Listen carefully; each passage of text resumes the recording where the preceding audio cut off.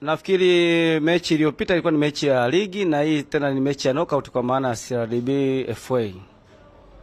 So kwenye mpira hakuna photocopy ya mechi kwamba tukatoe photocopy hii tuje nayo hii kacheze hivi.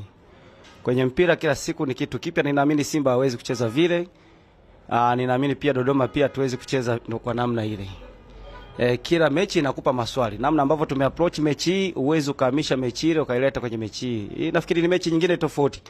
Hatutegemei kuwa na mechi nyepesi kama ilivyokuwa ile ya mwanzo, kwa sababu ukishacheza na timu kisha ukapata matokeo ya namna ile ya suluhu, maana yake unaongeza tena ugumu. Kwa kitu ambacho tunachokitegemea kwenye mechi hii, tunategemea kupata ugumu tofauti na mechi ya awali. Huenda mechi ya awali walikuja wakiwa na zile records kwamba huyu huwa tunamfunga, maybe kat favor sisi, lakini nao wanakuja sisi tukiwa na sare kwao. Kwa hiyo maana yake kunatia ugumu wa namna hiyo, lakini maandalizi yetu pia yamelenga kwenye ugumu wa namna hiyo.